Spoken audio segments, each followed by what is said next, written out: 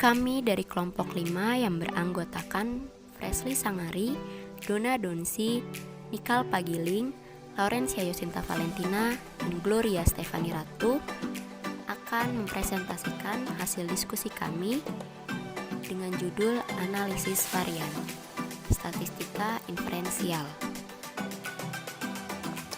Pengertian analisis varian menguji kesamaan beberapa atau lebih dari dua rata-rata populasi sekaligus. Suatu percobaan atau penelitian yang dirancang dengan hanya melibatkan satu faktor dengan beberapa taraf sebagai perlakuan disebut dengan percobaan atau penelitian satu faktor. Asumsi yang pertama, sampel diambil secara random dan saling bebas atau independen. Observasi yang independen dapat diperoleh dengan mengambil sampel acak. Masing-masing contoh saling bebas yang harus dapat diatur dengan perancangan percobaan yang tepat. Dan yang kedua, populasi berdistribusi normal. Observasi pada variabel dependen dalam setiap kelompok berdistribusi normal. Karena pengujiannya menggunakan uji Snedeker. Yang ketiga, populasi mempunyai kesamaan variansi. Variansi populasi antar kelompok sama atau homogenitas variansi, varians atau ragamnya homogen, dikenal sebagai homoskedastisitas karena hanya digunakan satu penduga atau estimate untuk varians dalam contoh. Manfaat ANAVA. Yang pertama, ANAVA dapat digunakan untuk menentukan apakah rata nilai dari dua atau lebih sampel berbeda secara signifikan. Yang kedua, perhitungan ANAVA juga menghasilkan harga F yang secara signifikan menunjukkan kepada peneliti bahwa sampel yang diteliti berasal dari populasi yang berbeda. Walaupun ANAVA tidak dapat menunjukkan secara rinci yang manakah di antara rata nilai dari sampel-sampel tersebut yang berbeda secara signifikan satu sama lain. Yang ketiga, ANAVA juga dapat digunakan untuk menganalisis data yang dihasilkan dengan desain faktorial jamak. Yang keempat, kemampuannya untuk mengetes signifikansi dari kecenderungan yang dihipotesiskan. Hasilnya disebut dengan analisis kecenderungan. Yang kelima, dapat digunakan untuk menguji signifikansi perubahan varians dua sampel atau lebih. Dengan menggunakan teknik ANAVA, peneliti tidak perlu berkali-kali melakukan pengujian tetapi hanya cukup sekali saja. Tujuan ANAVA. Tujuan dari analisis varian adalah untuk menentukan variabel independen dalam penelitian dan menentukan bagaimana variabel tersebut berinteraksi dan mempengaruhi tanggapan atau perlakuan. Fungsi ANAVA. Fungsi dari ANAVA adalah untuk menguji apakah terdapat perbedaan signifikan antara rata-rata beberapa kelompok atau lebih dari dua melalui ukuran penyebaran variansi dari masing-masing kelompok populasi tersebut. Contoh, penelitian tentang keunggulan metode mengajar KKPI. Terdapat 4 metode mengajar KKPI, yaitu M1, M2, M3, dan 4.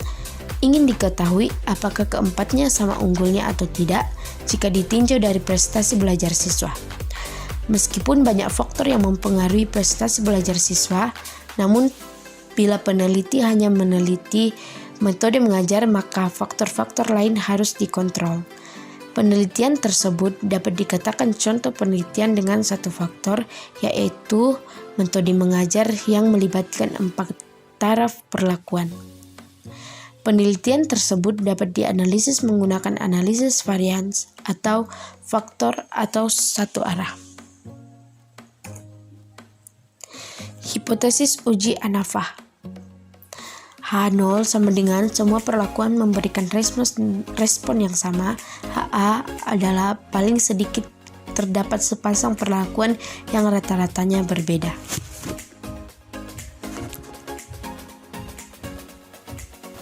Nah, selanjutnya adalah rancangan data pada ANAVA. Bisa kita lihat pada tabel ini ada perlakuan dan data hasil pengamatan, di mana perlakuan ada P1, P2, sampai PK, dan data hasil pengamatan ada Y11, Y12, Y21, Y22, dan YK1 dan YK2, di mana hasilnya yaitu P1 dengan hasil Y1N1 dengan hasil akhirnya yaitu Y1, dan P2 hasilnya Y2N2 dengan hasil akhir yaitu N2, dan perlakuan PK hasilnya YKNK dengan hasil akhir yaitu YK dan data Y. Dengan YIJ adalah hasil pengamatan pada perlakuan ke I dan subjek atau data ke J, di mana I yaitu 1, 2, 3, dan seterusnya sampai data K, di mana K adalah banyaknya perlakuan, dan J yaitu 1, 2, 3, dan seterusnya sampai data RI, di mana RI adalah banyak subjek pada perlakuan ke I. Pengujian hipotesis dilakukan dengan menggunakan statistik uji F. Materi berikutnya adalah jenis ANAFA. Dengan banyaknya faktor yang terlibat, maka ANAFA dibedakan secara garis besar menjadi dua, yaitu yang pertama ANAFA tunggal atau ANAFA satu jalan. ANAFA tunggal atau ANAFA satu jalan yang dimaksud dengan analisis varians satu jalan adalah analisis varians yang digunakan untuk mengolah data yang hanya mengenal satu variabel pembanding. Langkah-langkah penyusunan dalam ANAFA tunggal yaitu sebagai berikut. Yang pertama, mengelompokkan sektor berdasarkan kategori. Yang kedua, membuat tabel statistik. Yang ketiga, membuat tabel rumus unsur persiapan ANAFA. Yang keempat, menghitung harga-harga yang ada di tabel persiapan ANAFA satu jalan, dan yang terakhir memasukkan harga-harga ke dalam tabel ringkasan ANAFA. Yang kedua adalah ANAFA ganda atau ANAFA yang lebih dari satu jalan. Analisis varians dua jalan merupakan teknik analisis data penelitian dengan desain faktorial dua faktor. Dalam penelitian ini terdapat dua variabel yang digunakan untuk dasar peninjauan sektor untuk variabel terikat. Nah, langkah-langkah penyusunan dalam ANAFA ganda yaitu yang pertama, mengelompokkan sektor berdasarkan kategori. Yang kedua, membuat tabel statistik. Yang ketiga, membuat tabel rumus unsur persiapan ANAFA, dan yang terakhir menghitung harga-harga yang ada di tabel persiapan ANAFA dua jalan. Kita masuk kepada ANAFA satu arah. Rumus untuk menghitung jumlah kuadrat dibedakan menjadi dua, yaitu untuk percobaan dengan banyak subjek setiap perlakuan sama dan banyak subjek setiap perlakuan tidak sama. Dapat kita lihat di tabel ada sumber variansi, derajat bebas, jumlah kuadrat, kuadrat tengah, dan F hitung. Di mana yang pertama, rumus yang pertama yaitu banyaknya subjek yang sama atau perlakuan yang sama, di mana R1 sama dengan R2 dan seterusnya sampai RI sama dengan R. Bisa kita lihat di sini ada perlakuan, ada galat, dan ada total. Di mana rumus yang kita lihat berbeda, ada juga yang sama. Perlakuan, rumus yang digunakan dalam derajat bebas adalah K kurang 1. Selanjutnya, rumus dalam jumlah kuadrat adalah jumlah kuadrat perlakuan, dan kuadrat tengah yaitu kuadrat tengah perlakuan. Bisa kita lihat di sini JKP, KTG, JKG, dan KTG itu hanyalah singkatan dari jumlah kuadrat galat atau kuadrat tengah galat. Nah, kita masuk ke galat. Dalam derajat bebas yang digunakan adalah K dalam kurung R kurang 1, jumlah kuadratnya JKG, yaitu kependekan dari jumlah kuadrat galat, jumlah dan kuadrat tengah yaitu KTG. Nah, dengan total yaitu di derajat bebas adalah KR kurang 1 dan jumlah kuadrat adalah JKT atau jumlah kuadrat total. Bisa kita lihat di sini ada F hitung. F hitung dari perlakuan dan galat sama, yaitu KTP dibahagi dengan KTG atau kuadrat tengah perlakuan dibahagi dengan kuadrat tengah galat. Nah, selanjutnya rumus yang kedua yaitu banyak subjek data tidak sama atau perlakuan tidak sama, di mana R1 per tidak sama dengan R2 sampai data I per tidak samaan dengan J. Bisa kita lihat di sini ada sama, ada perlakuan, galat, dan total, di mana rumus yang berbeda hanya ada di derajat bebas, di mana dalam perlakuan ada K kurang 1, di galat ada sigma R kurang 1, dan total sigma R kurang 1. Nah, selain itu rumusnya tetap sama, F hitungnya tetap sama. Dari tabel dapat kita simpulkan rumus banyaknya subjek perlakuan sama dan tidak sama. Sebenarnya hampir sama saja karena adanya FK, faktor koreksi, JKT jumlah kuadrat total, JKP jumlah kuadrat perlakuan, JKG jumlah kuadrat galat, KTP kuadrat tengah perlakuan, dan KTG kuadrat tengah galat. Dengan rumus FK yaitu Y pangkat 2 dibagi dengan sigma KI sama dengan 1 dikali RI. Sigma itu menandakan total nilai keseluruhan. Menghitung JKT atau jumlah kuadrat total ialah sigma KI sama dengan 1 dikali sigma RIJ sama dengan 1 dikali Y pangkat 2 dikali IJ kurang FK. JKP yaitu jumlah kuadrat perlakuan dengan rumus sigma Y pangkat 2 I dibagi RI dikurang FK. Hitung JKG atau jumlah kuadrat galat yaitu JKT atau total dari jumlah kuadrat total dikurang dengan JKP jumlah kuadrat perlakuan. Menghitung KTP yaitu JKP atau jumlah kuadrat perlakuan dibagi dengan DB perlakuan. Sedangkan menghitung KTG yaitu kuadrat tengah galat yaitu dengan rumus JKG jumlah kuadrat galat dibagi dengan DB atau galat.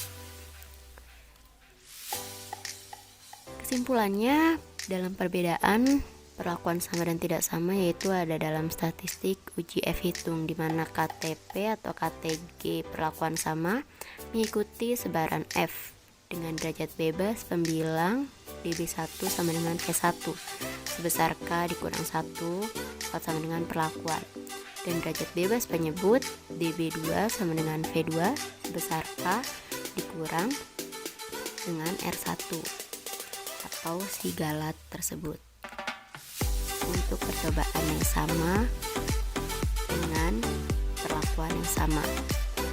Untuk percobaan dengan perlakuan tidak sama, derajat bebas penyebut sebesar sigma atau total nilai dari RI dikurang 1 atau galat menyimpulkan bahwa HO ditolak jika F hitung lebih besar daripada F tabel.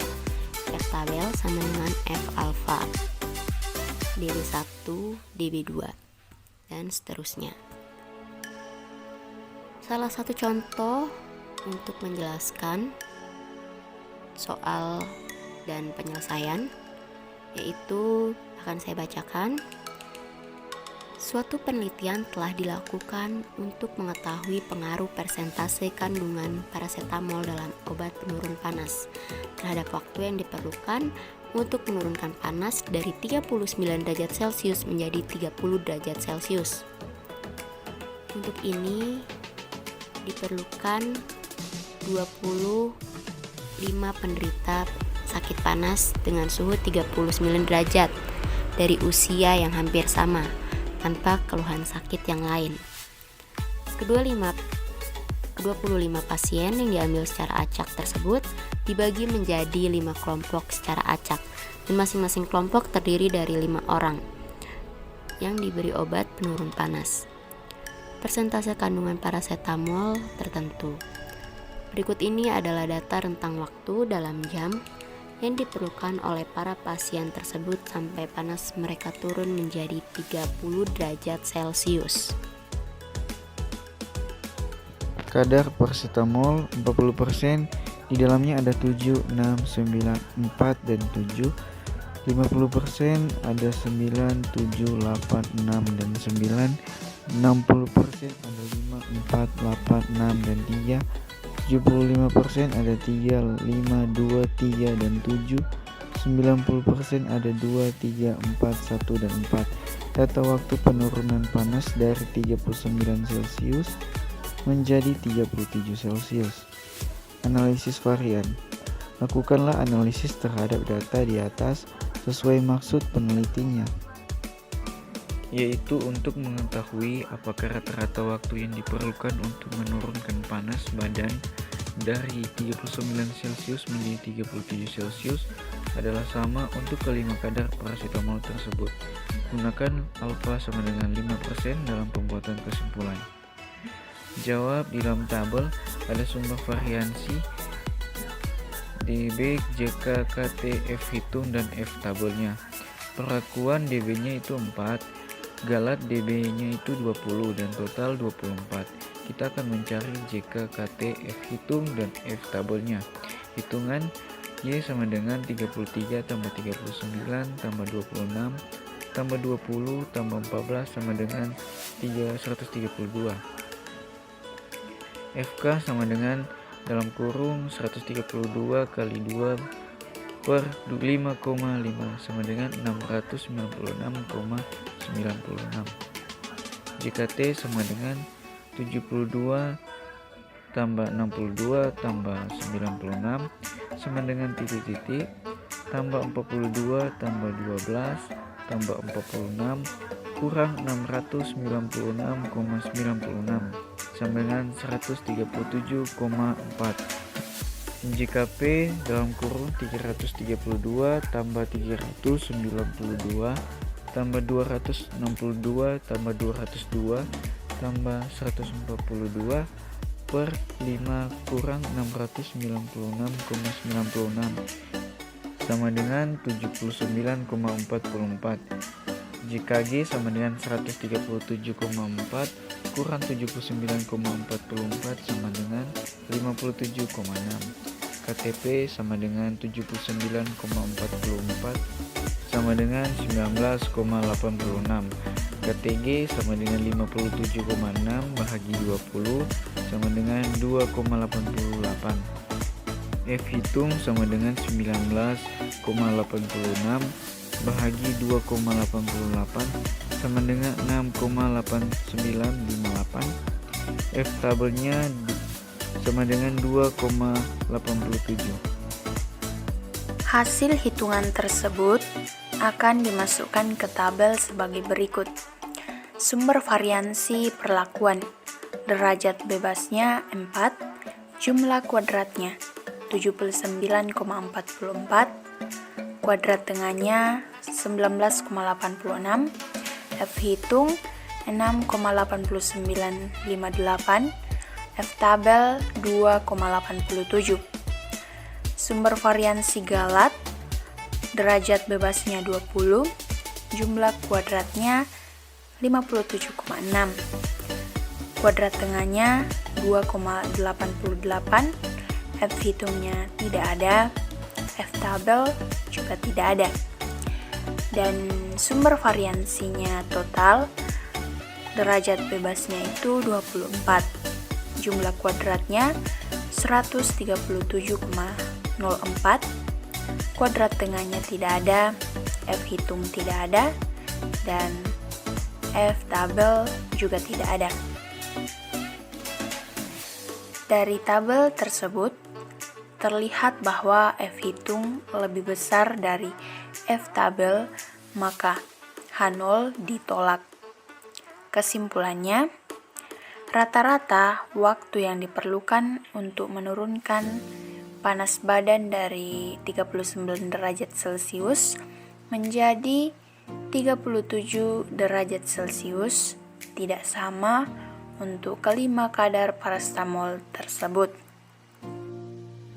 Contoh 2, dalam sebuah percobaan biologi 4 konsentrasi, bahan kimia digunakan untuk merangsang pertumbuhan sejenis tanaman tertentu selama periode waktu tertentu.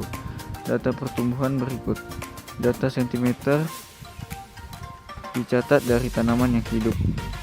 Apakah ada beda pertumbuhan rata-rata yang nyata yang disebabkan oleh keempat konsentrasi bahan kimia tersebut? Ketiga, guna signifikasi 0,05. Konsentrasi untuk satu yang di kolom di sebelah itu 8.2, 8.7, 9.4, 9.2. Yang di kolom kedua ada 7.7, 8.4, 8.6, 8.1, 8.0. 3 ada 6.9, 5.8, 7.2, 6.8, 7.4, 6.1. Yang keempat ada 6.8, 7.3, 6.3, 6.9 dan 7.1.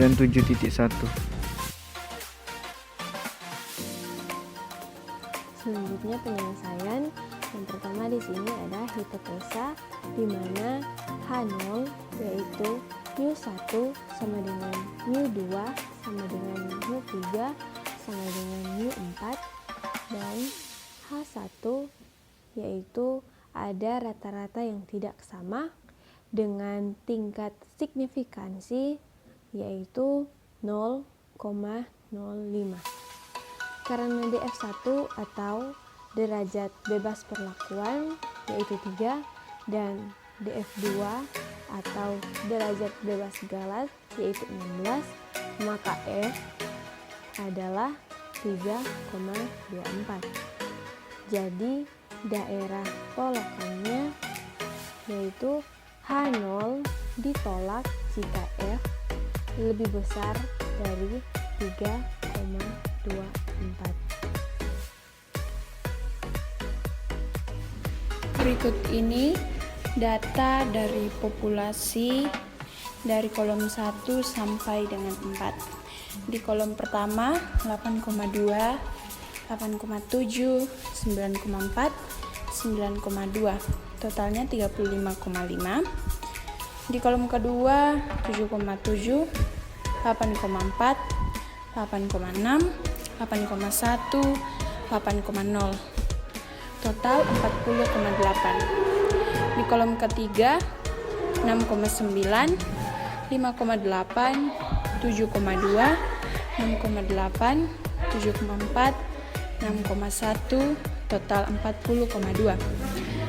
Di kolom keempat 6,8, 7,3, 6,3, 6,9, 7,1.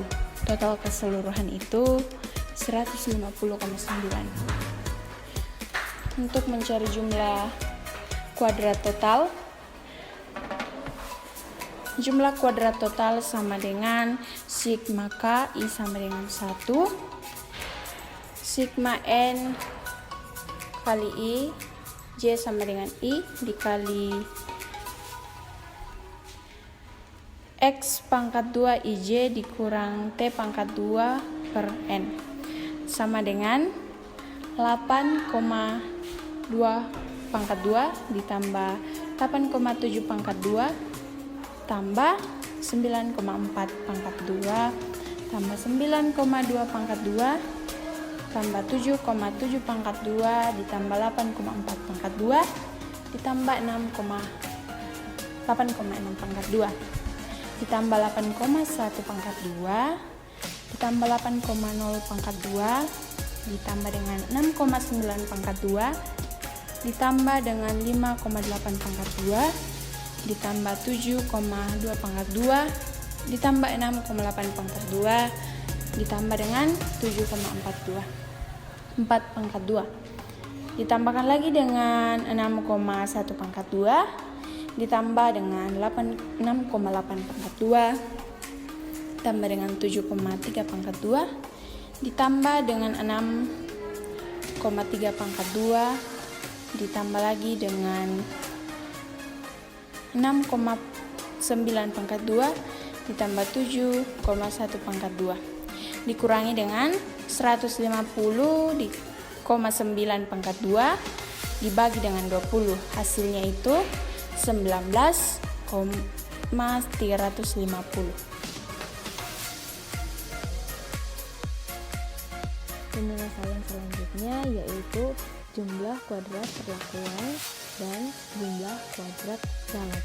Yang pertama yaitu jumlah kuadrat perlakuan atau JKP dengan rumus sigma K I sama dengan 1 T I titik 1 pangkat 2 per NI dikurangi T titik 2 pangkat 2 per N dengan uraian 35,5 pangkat 2 per 4 ditambah 40,8 pangkat 2 per 5 ditambah 40,2 pangkat 2 per 6 ditambah 34,4 pangkat 2 per 5 dan terakhir dikurangi dengan 150,9 pangkat 2 per 20.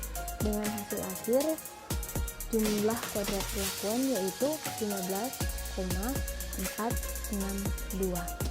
Selanjutnya jumlah kuadrat galat, di mana yang hasil dari jumlah kuadrat galat itu yaitu jumlah kuadrat total dikurangi dengan jumlah kuadrat perlakuan atau JKT dikurangi JKP, yaitu 19,350 kurang 15,462 sama dengan 3,888. Tabel ANOVA.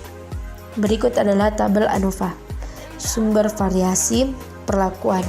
Derajat bebasnya 4 dikurang 1 sama dengan 3. Jumlah kuadratnya 15.462. Kuadrat rata-ratanya 5.154. Galat, derajat bebasnya 20 dikurang 4 sama dengan 16. Jumlah kuadrat 3.888. Kuadrat rata-ratanya 0,243. Total derajat bebasnya 20 dikurang 1 sama dengan 19. Jumlah kuadratnya 19.350. Jadi statistik F-nya adalah 21.213. Kesimpulan, karena F hitung sama dengan 21.213 lebih besar dari 3,24, maka H0-nya ditolak. Jadi ada rata-rata yang tidak sama. Nah, analisis variansi dengan SPSS. Yang pertama itu buka SPSS, yang kedua masukkan data berikut. Ini merupakan data-data yang akan dimasukkan ketika sudah membuka SPSS. Selanjutnya itu yang ketiga, pilih analisis, compare, MENS, one day, ANAVA seperti berikut. Ini seperti berikut. Yang tahap ketiga itu pilih analisis, terus compare, MENS, terus one day, ANAVA yang seperti diperlihatkan pada gambar berikut ini. Selanjutnya itu yang keempat, setelah diklik one way ANOVA akan muncul kotak dialog seperti berikut ini. Seperti yang pada gambar di slide ini, ketika sudah diklik one way ANOVA, maka akan muncul gambar seperti yang di slide ini. Yang kelima itu masukkan var 0001 ke dalam kotak dependent list dan var 0002 ke kotak faktor, kemudian klik OK seperti yang ada pada gambar di slide ini. Selanjutnya itu, jika sudah mengklik OK, maka muncul output sebagai berikut yang ada seperti pada tabel di slide ini. Ketika sudah ditekan OK, maka muncul output pada tabel seperti yang di slide ini. Karena nilai Si kurang dari 0,05, maka H0 ditolak.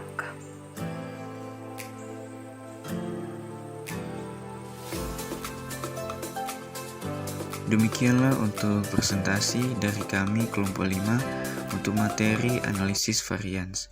Terima kasih.